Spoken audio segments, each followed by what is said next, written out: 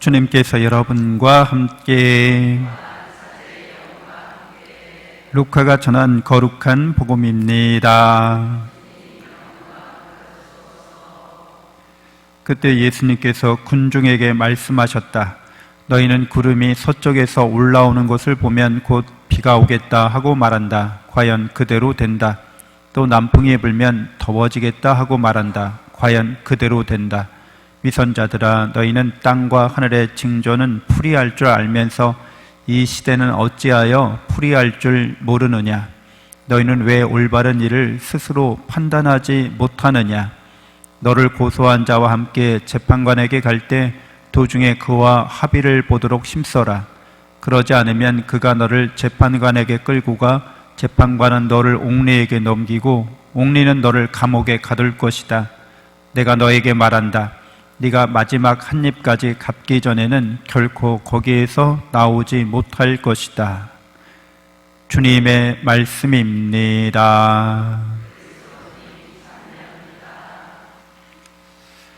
참 예수님, 하나님의 복동이 고맙습니다. 고맙습니다. 네, 예수님이 이제 자연의 징조, 서쪽에서 구름이 올라오면 서쪽에 이제 지중해가 있죠. 당연히 그러니까 수증기를 많이 품고 있는 구름이니까 비가 내리는 거예요. 남쪽에는 남풍이 불어오면 더워지겠다. 남쪽에는 유대 사막이 있잖아요. 사막의 열기가 이제 올라오는 거죠. 그러니까 더워지는 거죠. 그러니까 우리가 자연의 징조를 이렇게 풀이할 수 있는, 해석할 수 있는 이성이 있죠. 그러니까 이성이라고 하는 거는 우리가 어떤 일들을 하나하나를 연결시켜서 원인과 결과를 파악할 수 있다는 거잖아요. 아, 이런 일이 원인이 돼서 이런 결과가 생기는구나. 이렇게 그 모든 것들이 다 꽤 맞춰지는 거죠. 그걸 이제 이성적인 존재라고 말합니다. 그래서 우리는 자연의 징조는 잘 아는데 예수님이 말씀하시는 거예요. 이 시대는 어찌하여서 풀이할 줄 모르느냐 이렇게 얘기하세요. 예수님 시대에는 주로 바리사이파 율법학자들이 힘을 발휘했죠. 이 사람들이 사회를 이끌어가고 있었어요. 그런데 이 사람들이 하는 성경 해석, 성경을 가르치는 거, 이런 것들이 말 그대로 율법주의적이잖아요. 그러니까 그거는 하느님의 말씀이 우리가 받았는데 그 말씀이 이렇게 기록된 이 모세오경을 중심으로 하는 구약의 말씀을 철저하게 잘 지켜야 된다. 그래서 그것을 아주 세분화해서 일일이 다 규정화시킨 거죠. 300몇십 가지를, 360여 가지를 다 일일이 지켜야 되는 규정을 만들어 놓은 거예요. 그리고 이 규정에 따라 살아야 복 받는 거고, 이 규정에 따라 살지 못하면 저주와 벌을 받는다고 그렇게 백성들을 가르치는 거죠. 근데 그래서 요즘도 정통 유태인들, 아직도 그런 율법주의를 따르는 사람들은 철저하게 그걸 지킵니다. 그래서 엘리베이터에도 안식일이 되면, 토요일이 되면 버튼 누르는 행위까지 못하게 막으려고 그냥 자동적으로 매 층마다 문이 열렸다 닫혔다를 반복하면서 엘리베이터가 계속 움직여요. 그러니까 거기 엘리베이터 타서 꼼짝하지 말라는 거죠. 요것도 하지 말라는 거예요. 아무 일도 하지 말라는 거예요. 그리고 미리 음식도 그 전날 다 만들어 놓고 그냥 먹기만 하라는 거예요. 뭔가 이렇게 만들어낸 일을 절대 하지 말라는 겁니다. 안식일은 그 의미가 있어요. 안식일을 지키는 의미가. 그러면 안식일을 지키는 의미는 뭐예요? 인간이 6일째 되는 날 창조되고 7일째 되는 날 안식일, 토요일 날이 되는 건데 그날 이렇게 하느님과 함께 쉬는 거예요. 그렇게 쉰다는 의미는 완성됐다는 걸 뜻하잖아요. 일을 다 마치고 쉬는 거죠. 그러니까 하느님께서 창조의 대업을 다 마치시고 인간이 6일째 되는 날, 마지막 날 창조됐는데 그 인간이 하는 일은 일하는 게 아니라 쉬는 거였어요. 하느님과 함께. 그러니까 너희는 왜 시대의 징조는 하느님께서 만들어 놓으신 이 자연, 이 세계의 징조는 이성적으로 그렇게 파악할 줄 알면서 너희 자신은 알지 못하느냐 이렇게 말씀드릴 수 있습니다. 너희가 지금 율법학자들이 그런 바리사이들이 너에게 가르쳐주는 게 정말 하느님의 말씀 같아? 이성적으로 한번 이렇게 너희 한번 볼래?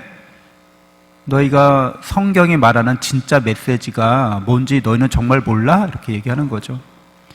하나님과 함께 쉰다는 것, 특별히 인간이 어떤 존재라고 말해주고 있어요? 하느님을 닮은 존재라고 말해주고 있잖아요. 여러분 다 인권을 주장하잖아요. 나 인권이 있어. 누가 나 무시하고 누가 나 모욕을 주면 나 화가 나 그러잖아요. 왜 그래요 도대체? 여러분이 무엇이 간대? 여러분이 그냥 동물에 불과하거나 여러분이 우연적인 존재면 그렇게 대접받은들 뭐가 기분 나빠요? 약육강식이 당연한 거지. 여러분 약하니까 모욕받는 건데 권력자들이 여러분을 개돼지로 취급해도 여러분 가만히 있어야 되는 거지. 왜? 권력이 있잖아요. 그 사람들은 생사여탈권을 갖고 있잖아요. 여러분 없잖아요. 강자가 약자를 그렇게 대하는 게 뭐가 문제예요? 이렇게 생각할 수 있어요. 근데 그럼 그게 진리가 아니죠. 진실이 아니죠. 왜 그런 거예요? 모든 인간은 약하거나 강하거나 다 하나님을 닮아 있기 때문이라는 거예요. 그러니까 약자를 존중해야 되는 거예요. 배려해줘야 되는 거예요. 함부로 무시하거나 모욕을 주면 안 되는 거예요. 그 거지도요, 우리가 적선할 때 이렇게 존중하면서 배려하면서 이렇게 적선을 해야 되지, 무시하고 모욕 주면서 이거나 먹고 꺼져 이러면 화를 냅니다. 당연한 거. 왜 화가 나겠어요? 하느님이거든, 내가. 여러분이 하느님을 닮은 존재라는 거는 하느님과 비슷하다고 성경이 말하고 있는데 본질이 같다는 뜻이에요. 그러니까 엄청난 존재인 거예요, 여러분이. 근데 여러분이 성경 말씀을 이성적으로 이렇게 하면 인간의 이성을 뛰어넘는 걸 깨닫게 돼요. 우리가 그렇게 존귀하고 고귀한 존재구나. 그리고 하느님은 우리를 이토록 사랑하시는구나. 그래서 내가 그러면은 하느님이 나를 이토록 사랑하셔서 모든 걸 나에게 다 주시는 분이니까, 하느님을 나에게 주시는 분이니까, 천국을 나에게 주시는 분이니까 내가 인간답게 산다는 거는 다른 사람을 하느님 대접하면서 사는 걸 말해요. 네, 서로가 서로를. 근데 여러분은 시대의 징조는, 그러니까 이런 자연의 이런 징조들은 이성적으로 파악하면서 성경이 말하고 있는, 하나님이 우리에게 알려주고 있는 그 진리에 대해서는 모른 척 한다는 거예요. 그 위선자라고 얘기합니다. 그래서 이런 문제를 성경은 뭐라고 말해주고 있는 거예요? 죄의 문제라고 말해주고 있는 거예요. 원죄라고 말합니다. 그래서 제1독서에 바오로 사도가 선을 바라면서도 하지 못하고 악을 바라지 않으면서도 그것을 하고 맙니다. 그 일을 하는 것은 더 이상 내가 아니라 내 아래 자리 잡은 죄입니다. 이렇게 얘기해요. 우리 안에 죄가 자리 잡고 있다는 거예요. 그걸 이제 원죄라고도 우리가 신학적으로 풀이할 수 있는데, 우리 안에 하나님을 사랑하지 않는 마음이 있다는 거예요. 그래서 하느님을 부정한다는 거예요. 하느님을 불신한다는 거예요. 그리고 나서 하느님이 우리에게 전선하신 분인데, 완전히 선하신 분인데, 전선하는 게 아니라 조금 선한 것을 전선하다고 여기고 있다는 거예요. 그래서 우리가 죄 중에 산다고, 바오로 사도는 우리 안에 죄의 법이 있다고, 죄의 법에 영향을 받는다고 얘기합니다. 이번에 그 이스라엘에서, 가자 지구에서 지금 전쟁이 벌어지고 있잖아요. 이스라엘 사람들, 그 정치인들이 왜 가자 지구를 이렇게 침략하는지 여러 이유가 있겠죠. 이스라엘의 그 모사드라고 하는 최고의 정보기관이에요. 지구 최강의 정보기관이 그걸 몰랐을까요? 그 하마스가 침략해 들어온다는 걸 몰랐을까요? 이집트 정보당국이 얘기해 줬대요. 그 하마스라는 조직이 지금 침투하려고 하니까, 테러를 일으키려고 하니까 경계하라고. 근데 그냥 당했죠. 그리고 어떻게 하는 거예요? 이제 가자 지구의 전격전으로 다 들어가겠다고 하잖아요. 그러니까 정치인들이 왜 그런 일을 하는가 보면 자기가 권력을 계속 유지하기 위해서인데, 자기가 권력을 계속 유지하려면 국민들이 지지해 줘야 되잖아요. 그 국민들의 지지를 얻는 방식으로 전쟁을 선택하는 거예요. 근데 여러분, 아무도 그 이스라엘 사람 한 사람 한 사람 물어보면 전쟁을 해가지고 그런 노약자나 어린아이가 죽는 걸 원하십니까? 그럼 아무도 원하지 않는다고 그래요. 근데 막상 자기 정치 지도자들이 자기 국가에게 이익이 되는 방향으로 일하기를 원해요. 그래서 그런 사람을 권력자로 위임해 줍니다. 모순된 거죠. 자기는 자기 손에 피를 묻히고 싶진 않지만 나의 이익을 위해서라면 저런 정치인을 내가 뽑아줄 거야. 우린 그렇게 생각하지 않는다. 개개인적으로는 그렇게 생각하지 않는데 조직적으로는 그런 일들을 감행하는 그런 구조를 만들고 있다는 거예요. 일본 사람들 일제 치하 때 개인적으로 착하고 선한 사람들 많아. 이렇게 이야기해 보면 뭐 내가 그 당시에 살았던 사람들 아니겠지만, 그러나 일본 제국주의, 일본의 어떤 이런 그런 민족적인 정서력으로는 다른 나라 침략해서 자기 나라를, 이 민족을 이익을 많이 끼쳐주는 그런 정치 권력자들을 선호한다는 거죠.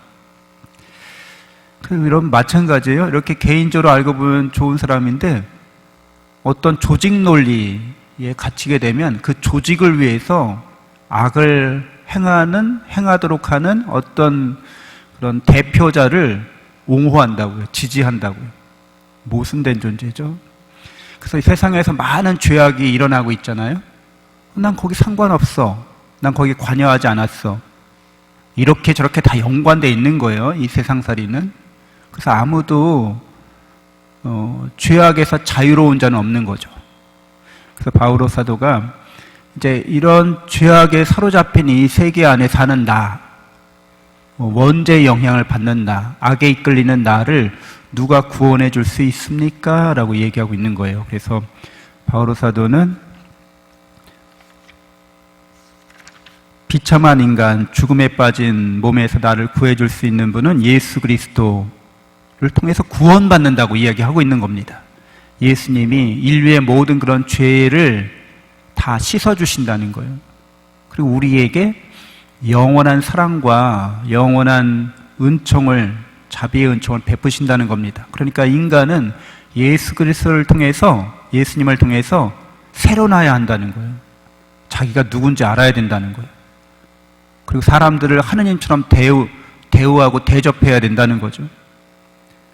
그래서 우리가 죄로부터 벗어나는 길이 바로 예수 그리스도를 통해서 참된 인간에 대해서, 참된 인간의 삶에 대해서 눈을 뜨고 예수님과 함께 동행하는 거죠. 그분만을 믿고. 그러면서 우리가 이런 죄에 사로잡히거나 죄를 짓거나 어쨌거나 그 죄로부터 늘 내가 구원받는다는 거예요. 해방된다는 거예요. 그래서 복음에서 예수님은 죄의 문제에 대해서 다루시는데, 너희가 죄를 짓게 되면 감옥에 갇힌다는 거예요. 죽음의 길로 가게 된다는 거죠. 지옥에 사로잡힌다는 거예요. 근데 거기에서 마지막 한 푼까지 갖기 전에는 나올 수 없다고 하십니다. 근데 우리가 이렇게 죄로 연결되어 있기 때문에 예수 그리스도로 말미암지 않고는 아무도 감옥에서 나올 수 없다고 성경은 이야기해 주고 있는 겁니다.